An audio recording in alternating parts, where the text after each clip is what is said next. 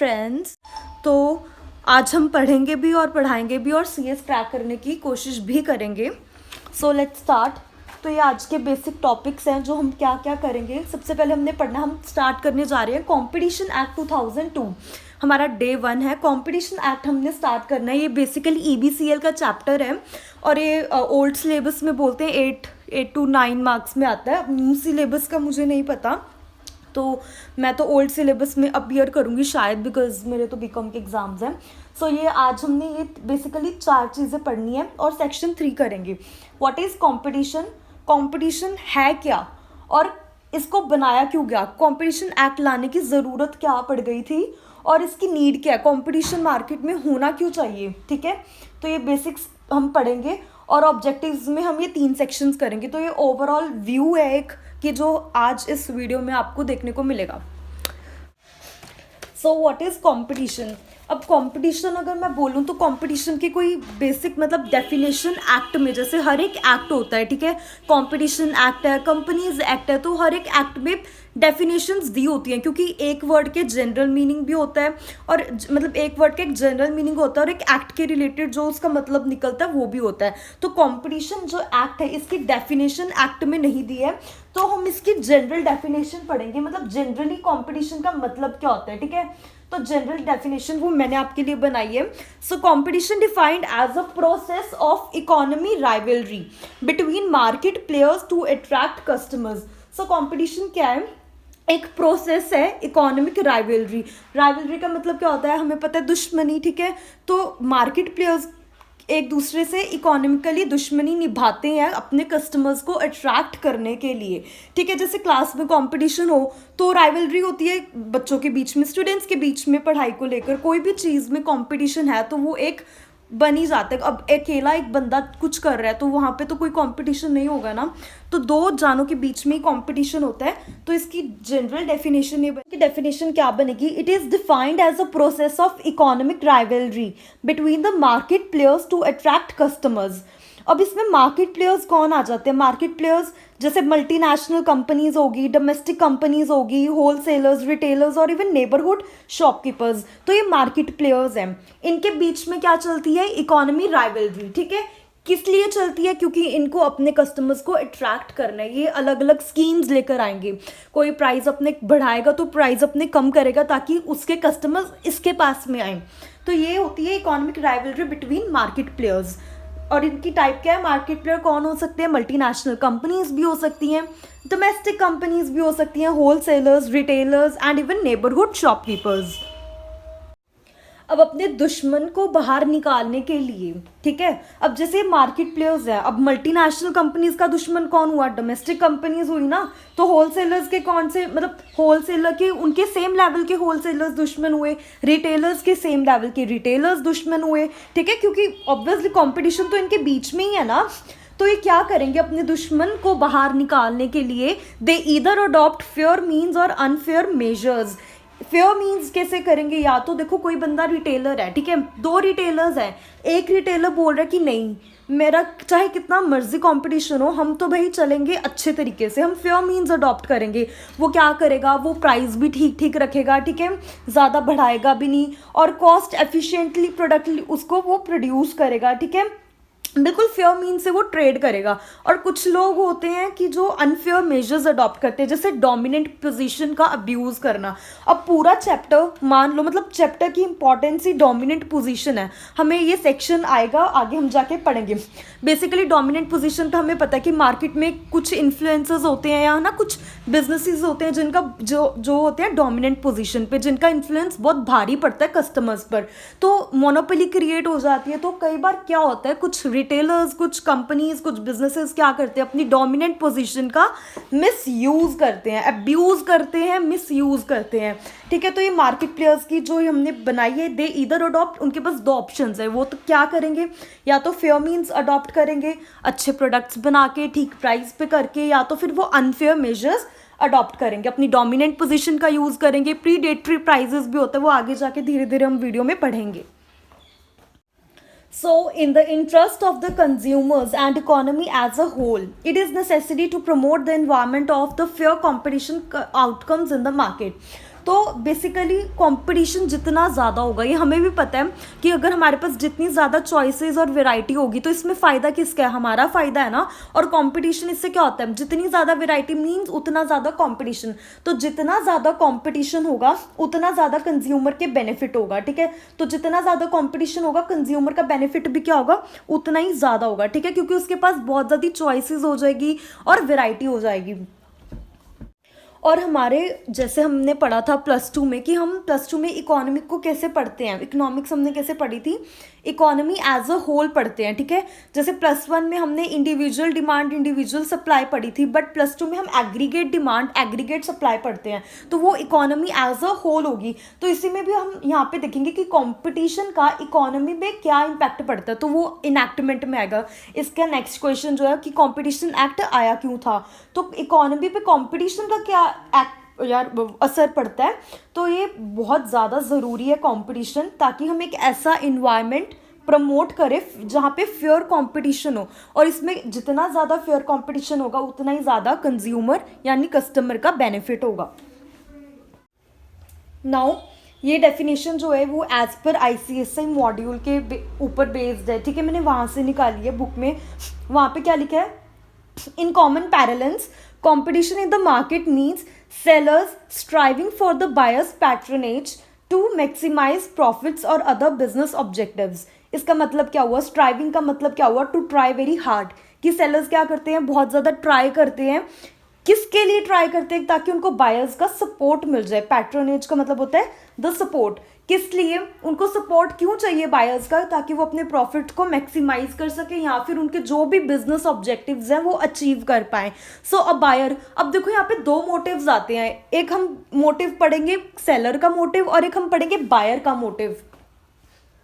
Seller का motive क्या होता है, सेलर का मोटिव क्या होता है कि वो अपने जो भी प्रॉफिट्स हैं उसको मैक्सिमाइज कर पाए, और बायर का प्रॉफिट क्या होता है कि उसको जो भी वो प्रोडक्ट खरीद रहा है, वो परचेज कर रहा है, उसको उस प्रोडक्ट से मैक्सिमम बेनिफिट्स मिले, मतलब वो अपनी यूटिलिटी, हमने मार्जिनल यूटिलिटी पढ़ा था ना, तो वही चीज़ है। तो इसमें हमने बायर मोटिव पढ़ा और सेलर मोटिव पढ़ा। बायर का मोटिव क्या होगा कि जो भी वो प्रोडक्ट परचेज करे उससे उसको मैक्सिमम प्रॉफिट मैक्सिमम बेनिफिट मिले, और सेलर का मोटिव क्या होता है कि उसको मैक्सिमम प्रॉफिट मिले।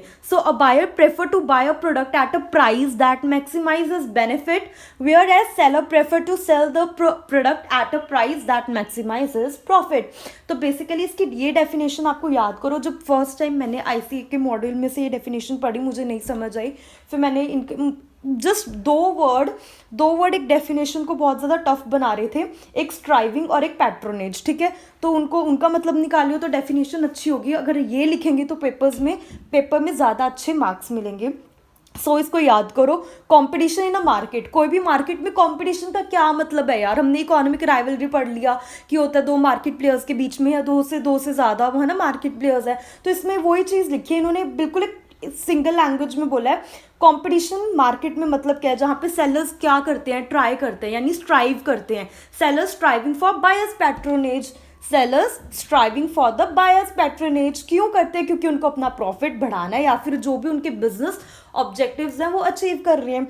सो एक बार लास्ट टाइम मैं रिपीट कर रही हूँ, in common parlance competition in the market means the sellers striving for buyers patronage to maximize profits or other business objectives, that is a buyer prefer to buy a product at a price that maximizes his benefits, whereas the seller prefer to sell the product at a price that maximizes his profits. Next question है, Y competition act एनैक्टेड। जैसे हमें पता है कि हर एक act, जब कोई भी एक एक्ट बनता है तो उसके पीछे एक पर्पस होता है कि वो एक्ट क्यों बनाया जा रहा है, मतलब कुछ तो कमी होगी ना जो वो एक्ट कंप्लीट करेगा बन के। हम कोई भी एक्ट तभी बनाते हैं जब हमारे सिस्टम में कोई ना कोई कमी रह जाती है, ठीक है। तो it has been enacted keeping in the view, हमने ये एक्ट एनैक्ट क्यों करा, because of the economic development of the country. कोई भी कंट्री की अगर इकोनॉमिक डेवलपमेंट हम चाहते हैं इकोनॉमिक डेवलप हो कंट्री, तो कंपटीशन चाहिए, बिकॉज जितना ज़्यादा कंपटीशन होगा उतना ज़्यादा कंज्यूमर का फ़ायदा होगा, और जितना ज़्यादा कंपटीशन होगा उतने ज़्यादा मार्केट में क्या आएंगे, रिटेलर्स, प्रोड्यूसर्स, उतना ज़्यादा बिजनेस इनोवेशंस आएंगी। तो जितना ज़्यादा कंपटीशन होगा उतनी ज़्यादा मार्केट में इनोवेशंस एज अ इंसेंटिव आएगी। ये लाइन भी हम आगे पढ़ेंगे डिटेल में।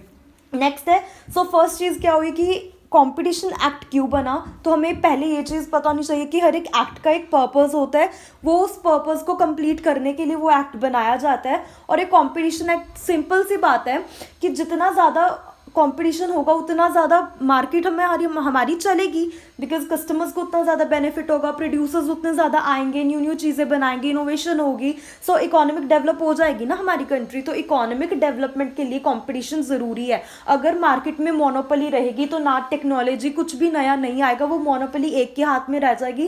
दैट इज़ वाई हमारी इकोनॉमिक भी डेवलप नहीं होगी, हमारी इकोनॉमी डेवलप नहीं होगी अगर मोनोपोली क्रिएट होएगी। ठीक है, तो इससे पहले कंपटीशन से पहले भी एक एक्ट था, उसमें मोनोपोली पे ही ज़्यादा ध्यान दिया गया था। दैट इज़ वाई उस एक्ट को हटा के न्यू एक्ट लाया गया, दैट इज़ कंपटीशन एक्ट 2002।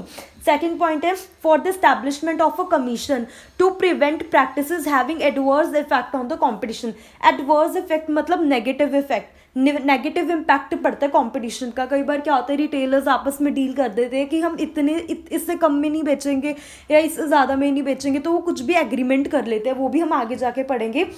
ये सारे पॉइंट आगे जाके हम पढ़ेंगे। ठीक है, डिटेल में इनके अलग अलग सेक्शंस बने हुए हैं। तो इस्टेब्लिशमेंट, हम कमीशन क्या होता है, कमीशन एक इंस्टीट्यूशन, जैसे हम यहाँ पे पढ़ेंगे सीसीआई। ठीक है, सीसीआई कमीशन है जो क्या करता है, एक इंस्टीट्यूशन है या सीसीआई कमीशन है, ये क्या करता है, वो प्रैक्टिसेस, अनफेयर ट्रेड प्रैक्टिसेस को प्रिवेंट करता है। कौन सी प्रैक्टिसेस को, अनफेयर ट्रेड प्रैक्टिसेस, ऐसी प्रैक्टिसेस जो भी हमारे कॉम्पिटिशन पे नेगेटिव इफेक्ट डालती है। अब ये चीज़ देखो, कॉम्पिटिशन पे अगर पॉजिटिव इम्पैक्ट पड़ा तो किसका फ़ायदा होगा, कंज्यूमर्स का फ़ायदा होगा ना, अगर कंपटीशन पॉजिटिवली बढ़ रहा है। बट अगर कंपटीशन पे नेगेटिव इम्पैक्ट पड़ रहा है, डील कर रहे हैं अलग, मतलब अनफेयर एग्रीमेंट्स हो रहे हैं, ठीक है, गलत एग्रीमेंट्स बनाए जा रहे हैं जिसमें कंज्यूमर का लॉस हो रहा है, तो हम बोलेंगे कंपटीशन पे नेगेटिव इम्पैक्ट पड़ रहा है। तो उस नेगेटिव इम्पैक्ट को दूर हटाने के लिए इस्टेब्लिश करेंगे हम एक कमीशन को, जो वो है सीसीआई, आगे जाके पढ़ेंगे। थर्ड है to promote and sustain competition in the market. Obviously government चाहती है कि कंपटीशन वो प्रमोट करे मार्केट में और कंपटीशन बना रहे, कंपटीशन नेगेटिव इम्पैक्ट मत होए। ठीक है, तो कंपटीशन मार्केट में बना रहे, that is why competition act ये बनाया गया। To protect the interest of the consumers, as we all know, जितना ज़्यादा कंपटीशन होगा कस्टमर्स का उतना ज़्यादा बेनिफिट होगा, बिकॉज उनको at a very competitive prices पे प्रोडक्ट्स और सर्विसेज मिलेंगी, तो जिससे उनका ही बेनिफिट होगा। Fifth one is ensure freedom of trade carried on by other participants in the market. ये इंश्योर करना, ये एक्ट क्या इंश्योर करता है, फ्रीडम ऑफ ट्रेड की। मार्केट में कोई भी इंसान ट्रेड कर सकता है, उसके पास राइट है कि वो ट्रेड कर सकता है। ठीक है, तो कोई भी पार्टिसिपेंट को मना नहीं कर सकते कि तू ट्रेड नहीं करेगा, तू ट्रेड नहीं करेगा। ठीक है, अदर पार्टिसिपेंट्स के पास भी राइट है कि वो ट्रेड करें मार्केट में। दैट इज क्या है, ये एक्ट क्यों बना है। Need for the competition, competition क्यों ज़रूरी है हमें हमारी मार्केट के लिए। सो हमने पहले तो पढ़ लिया था इकोनॉमिक डेवलपमेंट वगैरह वगैरह वगैरह, वो एक्ट क्यों हुआ, तो सेम इसी में हम वो चीज़ पढ़ेंगे। As competition is universally acknowledged, मतलब यूनिवर्सली ये चीज़ एक्सेप्ट करी गई है कंपटीशन के बारे में कि कंपटीशन क्या बेस्ट मीन्स है। ठीक है, ये इंश्योर करता है कि कंज्यूमर्स के पास में ब्रॉडेस्ट रेंज ऑफ सर्विसेज है एट मोस्ट कॉम्पिटिटिव प्राइजेज। हमने ये चीज़ बार बार पढ़ रहे हैं कि जितना ज़्यादा कंपटीशन होगा उतने ज़्यादा कंज्यूमर को बेनिफिट होगा, बिकॉज उसको कॉम्पिटिटिव प्राइजेस पे क्या मिलेंगे, प्रोडक्ट्स एंड सर्विसेज मिलेगी। तो कंपटीशन ये यूनिवर्सली एक्नॉलेज्ड है, एक्नॉलेज मीन्स यूनिवर्सली ये चीज़ एक्सेप्ट करी गई है। क्या करी गई है कि competition as the best means of ensuring that consumers have access to the broadest range of services etcetera at most competitive prices. Second चीज़ है producers will have maximum incentive to innovate because of competition. ये चीज़ हमने जो first line में पढ़ा था वो अब आ रहा है। यहाँ पे बेसिकली लॉ ऑफ सप्लाई लगेगा।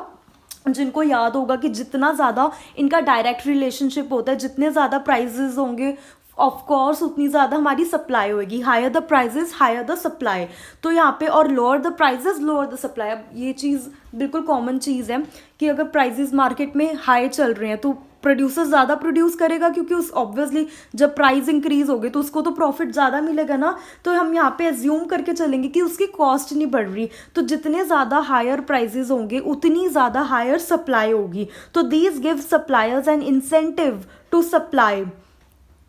मोर of the product assuming cost are not increases. तो ये क्या चीज़ करेगा, जितनी ज़्यादा हाई प्राइजेज उतनी ज़्यादा हाई सप्लाई। तो जितनी ज़्यादा हाई सप्लाई होगी इसका यही मतलब है कि जो सप्लायर्स हैं उनको क्या मिल रहे हैं, इंसेंटिव्स क्या मिल रहे हैं कि प्राइजेस मार्केट में हायर है, तो इनडायरेक्टली प्रोड्यूसर्स को तो इंसेंटिव्स मिल गए ना कि वो ज़्यादा से ज़्यादा सप्लाई करें जो भी वो प्रोडक्ट बना रहे हैं। बिकॉज अभी तो मार्केट रेट में प्राइस हाई चल रहा है, तो वो जितना ज़्यादा हो सकता है उतना ज़्यादा अपने प्रॉफिट को मैक्सिमाइज कर सकते हैं। और यहाँ पे हम ये अज्यूम करके चलेंगे कि जो भी उनकी कॉस्ट है वो इंक्रीज़ नहीं हो रही, बिकॉज ये हमने कॉस्ट अकाउंटिंग CMA में पढ़ा था कि है ना, कॉस्ट एक सप्लाई आपकी इंक्रीज होती है जहाँ पे आपकी कॉस्ट है वो सेम रहती है। तो हम यहाँ पे वही एज्यूम करके चलेंगे कि कॉस्ट हमारी इंक्रीज नहीं हो रही, ठीक है। तो कॉस्ट अगर इंक्रीज हो रही है तो सप्लाई इंक्रीज हो रही है, तो प्रॉफिट तो उतना ही रह जाता है। तो हम यहाँ पे लॉ ऑफ सप्लाई सिंपली यहाँ पे लाइन पढ़ो दोबारा से, producers will have maximum incentive to innovate because of competition. अगर कॉम्पिटिशन है, ठीक है, कॉम्पिटिशन चल रहा है मार्केट में, कोई कम रेट में दे रहा है, कॉम्पिटिशन बढ़ा, प्राइजेस बढ़े, तो इनडायरेक्टली अगर कंपटीशन बढ़ रहा है, कंज्यूमर को फ़ायदा मिल रहा है, ठीक है, तो प्रोड्यूसर्स को भी एक तरह के इंसेंटिव मिल जाता है कि जितनी ज़्यादा हाई प्राइजेस होंगे, ठीक है, डिमांड ज़्यादा होगी तो प्राइजेस भी तो हाई होंगे ना। अगर कंपटीशन ज़्यादा तो लोग हैं वो डिमांड भी तो ज़्यादा करेंगे, तो जितनी ज़्यादा डिमांड होगी उतने ज़्यादा हाई प्राइजेस, जितने ज़्यादा हाई प्राइजेस उतनी ज़्यादा हायर सप्लाई, और जितने ज़्यादा हाई प्राइजेस हैं तो ये प्रोड्यूसर्स को एक तरह का इंसेंटिव मिलता है कि वो और ज़्यादा अपने प्रोडक्ट को क्या करें, प्रोड्यूस करें। That's it. आज का लास्ट टॉपिक है objectives of the competition act 2002। जैसे मैंने आपको पहले बताया था, हर एक एक्ट का एक पर्पस होता है, तो इस एक्ट का भी एक पर्पस है जिसमें हम 3 सेक्शंस पढ़ेंगे, दैट इज सेक्शन 3, 4 एंड 5। तो ये 3 एंड 4 एंड 5 ये हम हर एक अलग वीडियो में डिटेल में पढ़ेंगे। अलग से सेक्शन 3 की एक अलग वीडियो आएगी, सेक्शन 4 की एक अलग वीडियो आएगी, एंड सेक्शन 5 की एक अलग वीडियो आएगी। सो ऑब्जेक्टिव्स क्या हैं, सेक्शन 3 क्या बोलते हैं, to prohibit the agreements having appreciable adverse effect on the competition. Appreciable adverse effect मतलब नेगेटिव इफेक्ट डल रहा है, नेगेटिव इम्पैक्ट पड़ रहा है किस पर, कॉम्पिटिशन पर।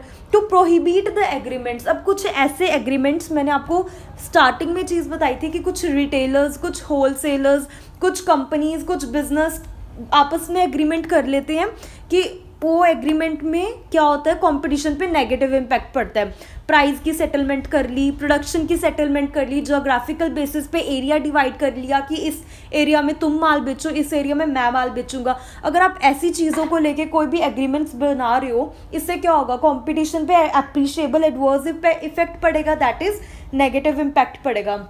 तो ये चीज़ ना हो, इस चीज़ को प्रिवेंट करने के लिए कंपटीशन एक्ट 2002 आया। Section 4, to prohibit abuse of dominant position. ये भी मैंने बताया हुआ है कि डोमिनेंट पोजीशन, कुछ बिजनेस, कुछ कंपनीज होती हैं जिनकी डोमिनेंट पोजीशन होती है या मोनोपोली होती है, तो वो अपनी पोजीशन का मिसयूज ना करें या उनकी डोमिनेंट पोजीशन का वो अब्यूज़ ना करें, इसलिए उसको प्रिवेंट करने के लिए कंपटीशन एक्ट 2002 आया।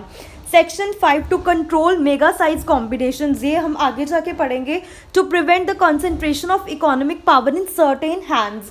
इसका मतलब क्या हुआ कि अगर कंपटीशन, ये कंपटीशन एक्ट 2002 क्या करेगा, इसमें कमीशन होगा CCI, वो क्या ध्यान रखेगा, इसका कंपटीशन आया ही क्यों है, क्योंकि जो इकोनॉमिक पावर है वो कुछ लोगों के हाथों में ना रह जाए, ठीक है, बिकॉज जितना कम कंपटीशन होगा उतनी क्या होगी, कम कंपटीशन है, ठीक है, तो यानी मोनोपोली क्रिएट होने के बहुत ज़्यादा चांसेस हैं। पावर कुछ थोड़े ही हाथों में रह गई है, कंपटीशन ही नहीं है, तो बिल्कुल जना खाना, मतलब जना खाना पंजाबी वर्ड है, पंजाबी वर्ड बोल दिया, जना खाना को क्या बोलेंगे, मतलब ऐरे गहरे लोग है ना, ऐरे गहरे लोग मतलब ना आए कंपटीशन में, मतलब हर कोई कंपटीशन में नहीं आ सकता, हर कोई मतलब ट्रेड नहीं कर सकता। तो जैसे कंपटीशन है, ठीक है, कंपटीशन जितना ज़्यादा होगा उतना मतलब ट्रेडिंग ज़्यादा होगी, उतने ज़्यादा लोग आएंगे ट्रेड करने के लिए। बट अगर कंपटीशन ही नहीं है मार्केट में, यानी मोनोपोली है, तो बिल्कुल कोई भी मतलब ऐसे मुंह उठा के हम ट्रेडिंग करने नहीं ना आ सकते। तो वो चीज़ को प्रिवेंट करने के लिए, इसलिए मतलब मोनोपोली में क्या होता है, इकोनॉमिक पावर कुछ हाथों में रह जाती है, ठीक है। बट अगर कंपटीशन होगा तो फेयर ट्रेड होगा, कंज्यूमर को भी बेनिफिट होगा, और प्रोड्यूसर, बिजनेसमैन, रिटेलर, होलसेलर को भी चांसेस मिलेंगे कि हाँ वो भी फ्रीडम ऑफ ट्रेड, उनके पास ये एक राइट होगा। तो इस चीज़ को प्रिवेंट करने के लिए किसको, concentration of economic power in certain hands, कुछ बंदों के पास में नहीं होनी चाहिए इकोनॉमिक पावर, बट सबके पास फ्रीडम ऑफ ट्रेड होना चाहिए। तो कॉम्पिटिशन एक्ट 2002 ये चीज़ इंश्योर करती है। That's it. नेक्स्ट वीडियो में आएगा सेक्शन नंबर 3, 4, 5, ये 3 सेक्शंस हम डिटेल में पढ़ेंगे। Till then bye bye.